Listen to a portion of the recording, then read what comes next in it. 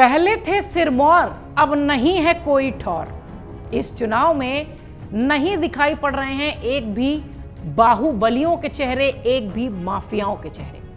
पहले अपराधियों की बोलती थी तूती। यूपी की सियासत में लंबे समय तक बाहुबलियों और माफियाओं का दबदबा रहा है, बोलबाला रहा है।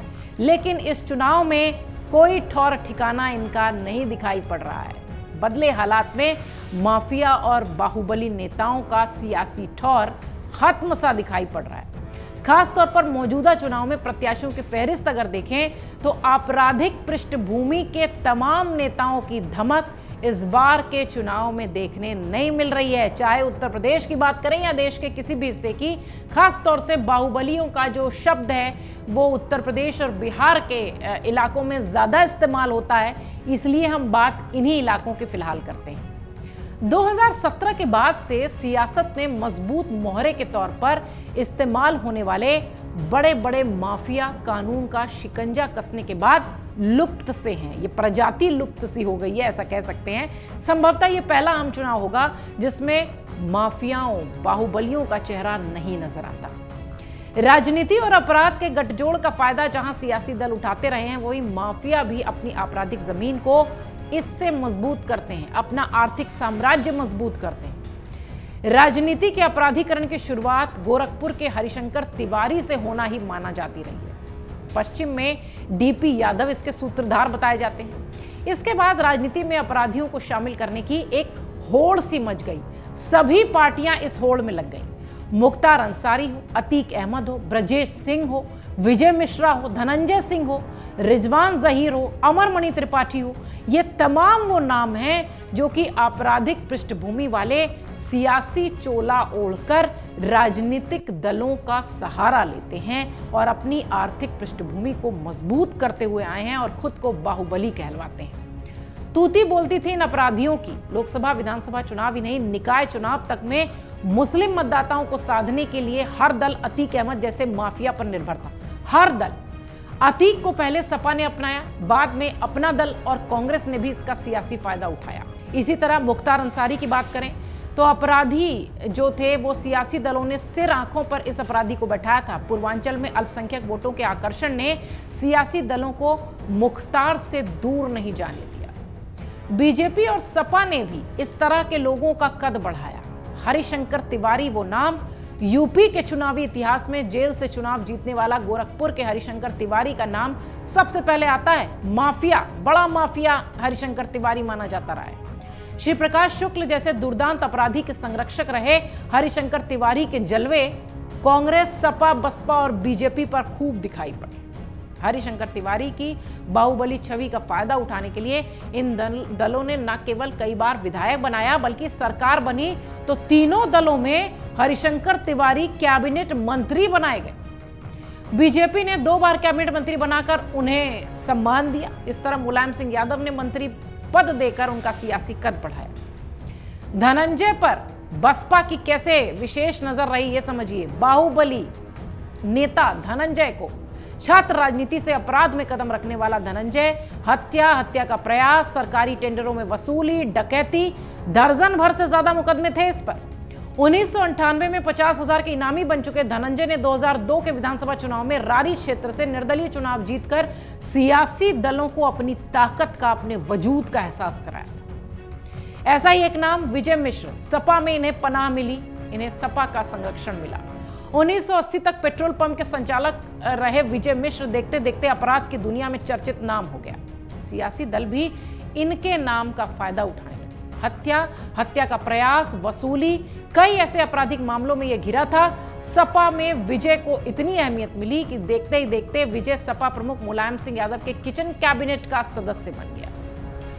ऐसा ही नाम ब्रजेश सिंह। निर्दलीय भी लड़ने के बाद ही सियासत में अपनी जगह बनाई थी इस शख्स ने। 3 दशक से आपराधिक जीवन बिताने वाले ब्रजेश सिंह के खिलाफ 41 से अधिक मुकदमे हैं।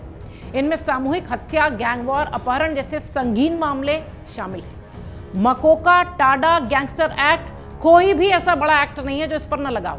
हालांकि फरारी काटने के बाद, जेल में दाखिल होने के बाद उसके मुकदमों का तेजी से निस्तारण हुआ। फिलहाल पत्नी अन्नपूर्णा MLC हैं ब्रजेश की। ऐसा ही एक और नाम जो कि कांग्रेस, सपा, बसपा और बीजेपी में सबका लाडला बना रहा, रमाकांत। हत्या, जहरीली शराब का कारोबार, अपहरण, लूट जैसे संगीन अपराधों से घिरे रमाकांत यादव पर 46 से ज्यादा मुकदमे थे। कई मामलों में ट्रायल कोर्टों में उसे सजा हुई थी। मौजूदा समय में फूलपुर, पवई, आजमगढ़ से सपा का वो विधायक है। जहरीली शराब कांड में जेल में है। 1985 में सबसे पहले कांग्रेस के टिकट पर विधानसभा पहुंचा था ये रमाकांत। सपा, बसपा, बीजेपी सबका लाडला रहा है ये रमाकांत यादव। डीपी यादव एक और नाम, हर बड़े दल का चहेता। देश के बड़े शराब माफियाओं में शुमार धर्मपाल यादव और डीपी यादव के वेस्टर्न यूपी में, पश्चिमी यूपी में रसूख को देखते हुए विभिन्न सियासी दलों ने उस पर मेहरबानी की थी। कांग्रेस के जरिए सियासत में उतरे डीपी यादव पर सपा संस्थापक मुलायम सिंह यादव की भी विशेष कृपा रही। 1993 में मुलायम ने पहली बार बुलंदशहर से चुनाव लड़ाकर विधानसभा इसे पहुंचाया था। सपा ने दूरी बनानी शुरू की तो बसपा अपने पाले में इसे खींच ले गई। बसपा ने 1996 में डीपी को संभल से चुनाव लड़ाकर संसद में भेज दिया था। एक और नाम जिसकी खूब चर्चा हुई है पूर्वांचल में, अमरमणि त्रिपाठी। सपा बीजेपी की विशेष नजर रही है इस पर, विशेष कृपा रही है ये कहना चाहिए शायद। गैंगस्टर से नेता बने अमरमणि ने पूर्वांचल के बाहुबली हरिशंकर तिवारी की छत्रछाया में कांग्रेस से सियासी पारी की शुरुआत की। हालांकि इससे पहले भारतीय कम्युनिस्ट पार्टी से भी वो जुड़ा रहा। सपा, बसपा और बीजेपी ने अमरमणि को आजमाया। महाराजगंज के नौतनवा से 4 बार ये विधायक बना। कवित्री मधुमिता शुक्ला की हत्या के मामले में सियासी दलों ने इससे थोड़ा सा गैप बनाना शुरू किया। 44 सांसदों पर आपराधिक केस थे, आप समझ लीजिए, और वो सब चुनावी मैदान में मजबूती के साथ दिखाई पड़ते रहे। Association of democratic reforms ADR की रिपोर्ट के मुताबिक 2019 के लोकसभा चुनाव में यूपी के 80 सांसदों में से 44 पर आपराधिक मुकदमे दर्ज थे और वो चुनावी मैदान में थे। अब 220 ऐसे प्रत्याशी थे जो कि कुल दागी थे और 979 यानी 979 जो उम्मीदवार थे, जो प्रत्याशी थे, वो दागी थे। 2019 के लोकसभा चुनाव में प्रदेश की 80 सीटों पर 979 उम्मीदवार उतरे थे। इनमें से 220 ऐसे थे जिन पर की आपराधिक मामले दर्ज थे। बीजेपी, कांग्रेस, सपा, बसपा 216 उम्मीदवारों में 117 आपराधिक पृष्ठभूमि वाले थे। यानी 4 पार्टियों में जितने उम्मीदवार उतरे उनमें से 54%, 50% से भी ज्यादा। 2024 की अगर बात करें तो पहले चरण में 28 दागी एडीआर की रिपोर्ट के मुताबिक पहले ही चरण में दिखाई पड़ रहे हैं। इनमें से 23 के खिलाफ गंभीर आपराधिक मामले दर्ज हैं। लेकिन लबोलुआब बात का ये कि जिस तरीके से बाहुबली, जिस तरीके से माफिया हमेशा से चुनाव में एक्टिव दिखाई पड़े हैं, इस बार के चुनाव में दूर दूर तक ये कहीं नजर नहीं आते। माफियाओं को राजनीतिक संरक्षण मिलता है, इसलिए वो आर्थिक रूप से इतने मजबूत भी होते हुए दिखाई पड़ते हैं। कई बार वो तो निर्दलीय चुनाव जीतकर भी अपनी ताकत का एहसास कराते हैं। हमारे इस रिपोर्ट के जरिए हमने बताने की यही कोशिश की कि माफिया और बाहुबलियों का अगर देखा जाए तो 2017 के बाद से ये प्रजाति लुप्त होती नजर आ रही है। अब अगर इसी तरीके से राजनीति से बाहुबली और माफियाओं का सफाया होगा तो निश्चित तौर पर भविष्य की सियासत में कुछ सुधार होता दिखाई पड़ेगा।